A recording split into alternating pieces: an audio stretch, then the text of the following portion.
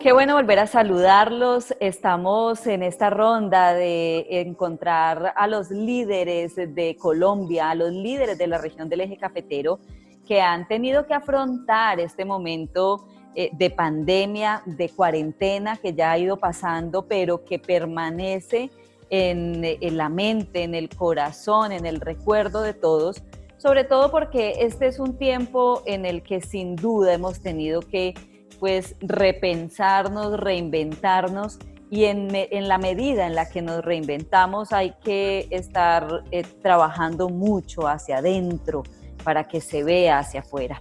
Y esto es lo que hemos querido con esta serie de programas de líderes en tiempos de pandemia, contarles a ustedes que están allá al otro lado qué piensan y qué sienten esas personas que han estado al frente de organizaciones y de entidades pues que por supuesto han requerido un manejo muy adecuado, muy pensado y muy meditado, digámoslo así. Hoy una mujer de armas tomar, una mujer que ha estado al frente de la personería de Pereira durante los últimos años y que con lujo de detalles ha conseguido sacar adelante este organismo de control y de acompañamiento de defensa de los derechos humanos. Doctora Sandra Lorena Cárdenas, usted es doctora en Derecho, pero además es una mujer sensible que hoy nos acompaña para contarnos cómo ha estado, cómo se ha sentido. ¿Cómo está?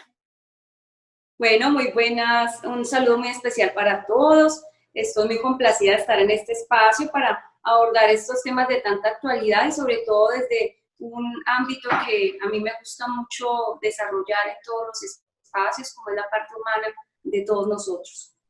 Muchas gracias por acompañarnos, doctora Sandra. Empecemos por ahí, porque yo quiero saber usted cómo se ha sentido este tiempo que ha sido un tiempo de tantas dudas, de tantas inquietudes y por supuesto de tantas responsabilidades para una autoridad como lo es usted en la ciudad de Pereira.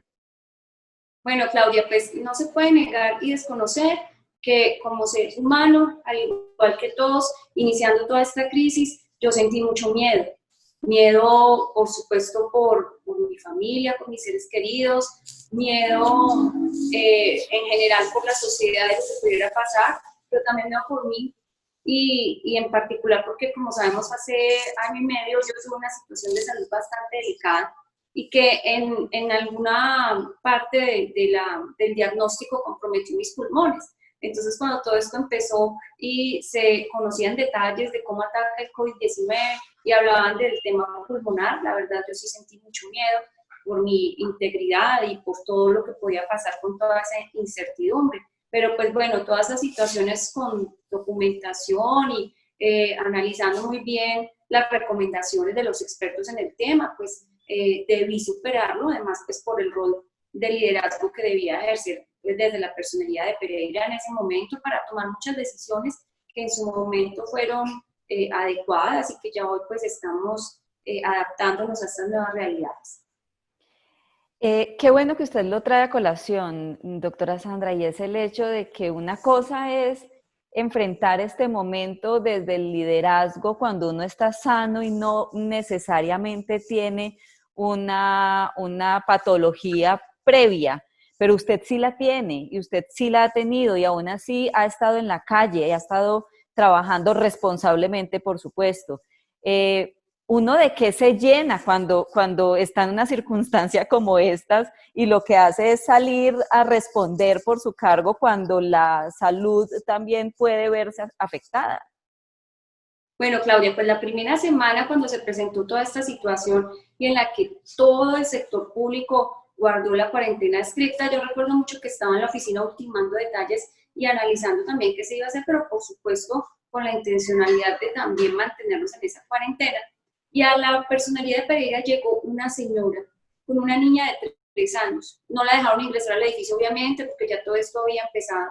Y llevaba esa niña con unas quemaduras de segundo grado, producto de un agua caliente que se había arrojado en sus extremidades superiores e inferiores, y no la querían atender por una dificultad de salud.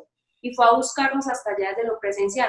Claudia, ese detalle generó en mí que yo dijera, me voy a documentar, voy a asesorarme, vamos a continuar atendiendo, por supuesto, con restricciones, pero vamos a seguir cumpliendo la labor, porque ahí yo comprendí que no podíamos parar, que teníamos que estar atentos por esas situaciones de salud, por las víctimas de conflicto que seguían llegando. Entonces nos pusimos ya a estudiar y analizar cómo podemos, con la mayor parte de nuestro recurso humano, mantenerlo en casa.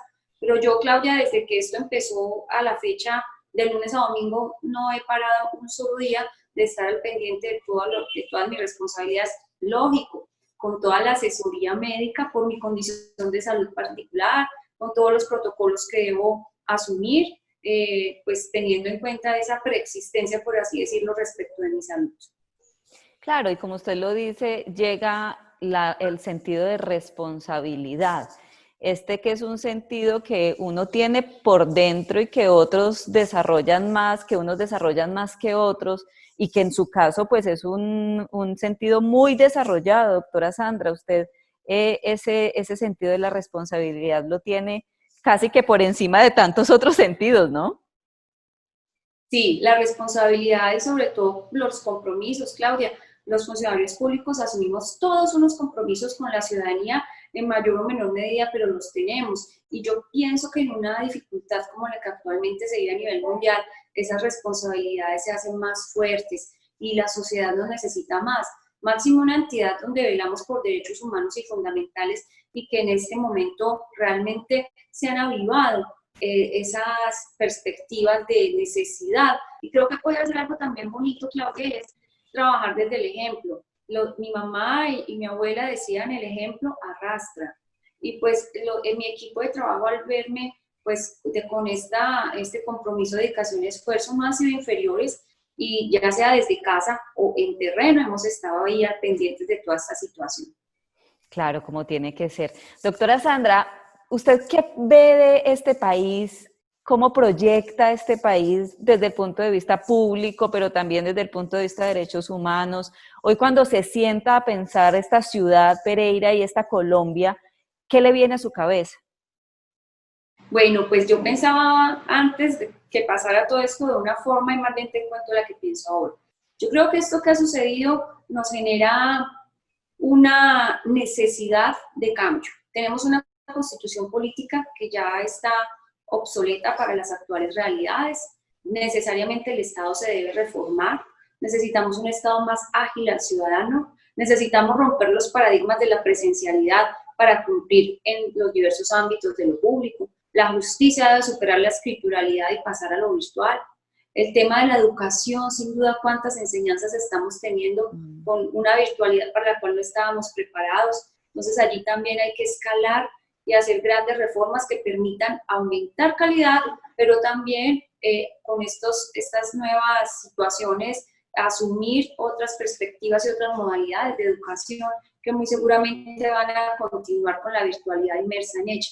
En materia de derechos humanos y fundamentales, digamos que lo que tenemos escrito es muy valioso, pero llegó el momento de llevarlo a la práctica en todos los aspectos y que no queden derechos innominados o en el aire. Habrá que ver en la recuperación económica cómo se presenta a nivel general, pero hay que invertir en muchos aspectos como la preservación del medio ambiente, que es tan importante para garantizar a las futuras generaciones una sostenibilidad. Ahora bien, respecto de Pereira, Pereira es una ciudad en desarrollo, una ciudad que tiene aspectos muy importantes por resaltar. Creo que esto que está sucediendo va a ser una muy importante oportunidad para empezar a mostrar otras cosas de Pereira, como por ejemplo el emprendimiento que lo caracteriza, el tema de los restaurantes, que haga parte de un corredor turístico. Todas las propuestas que en este momento están sobre la mesa es una oportunidad bonita para cristalizarlas y permitir que Pereira siga creciendo dentro de esa proyección que tiene a nivel nacional e internacional. Los líderes que han pasado por este espacio, doctora Sandra, han coincidido en el hecho de que pensar una ciudad o un país a un año es de hecho es algo que no podemos creer que ya esté escrito, teniendo en cuenta pues todo lo que ha significado este momento en el mundo, todos los cambios que se han presentado. Pero si a su mente llega una palabra o una acción que debería ser la que guíe los destinos de esta región, ¿cuál es? Bueno, pues ahora con lo que está sucediendo, la palabra sería resiliencia, porque en este momento estamos en una crisis y una crisis que vamos a superar seguramente, pero entonces a partir de acciones aunadas que permitan ese espíritu transformador de una situación negativa en situaciones positivas, muy seguramente se van a poder cumplir todas las metas, planes y proyectos que se requieren para garantizar una ciudad con unos derechos humanos y fundamentales y pues con una calidad de vida muy apropiada de acuerdo a ellos. ¿Ha llegado la desesperanza, doctora Sandra, en algún momento a usted, a la familia? Claudia, sí, nos afecta mucho y como familia nos preocupa mucho ver a las personas, sobre todo con la seguridad alimentaria incierta, cuando las personas lloran por hambre, ver los gremios y personas que toda la vida habían tenido una actividad y que hoy ya no la pueden desarrollar. Eso sin duda hace colmar el espíritu de desesperanza y de mucha impotencia sobre todo. Y cuando ese sentimiento llega a la vida de un líder, ¿qué hace ese líder? ¿Usted qué hace? Bueno, pues he tratado de ayudar en la medida de las posibilidades. Con el tema de la seguridad alimentaria, pues de manera sorpresiva llegaron a la personería previa, pues gracias a la credibilidad con que contamos, algunas personas que nos permitieron llevar algo de ayuda frente a esta situación. En muchas instancias o en muchos lugares que nosotros conocemos precisamente por nuestros roles. Y pues desde lo que hacemos también tratamos de llevar o de mediar por esos gremios que están desprotegidos, como los gremios de la música, los restaurantes, las peluquerías. Entonces hemos podido, desde la posibilidad que tenemos de interactuar en diversos escenarios, de intervenir en pro que estas personas puedan volver a realizar sus funciones, lógicamente con todos los protocolos de bioseguridad, pero sin duda de un lado está la pandemia y de otro lado está la sostenibilidad de los seres humanos. Es decir, actuar. Este es un mensaje importante para quienes nos están viendo y escuchando, la necesidad de no quedarnos paralizados. Así es, hay que actuar. Y mira, Claudia, estoy segura, que todos podemos ayudar en este momento. Habrá quien dirá, pero es que mis ingresos se disminuyeron, yo no tengo cómo ayudar. Hace pocos días estuvimos en una campaña donando sangre en el Hospital San Jorge. En el Hospital San Jorge, por ejemplo, hay déficit de sangre. Si yo no tengo dinero para ayudar, yo puedo ir a donar sangre. Esa es una excelente forma de aportar en este momento frente a la crisis. Todos, de manera articulada, podemos aportar algo para superar esta crisis.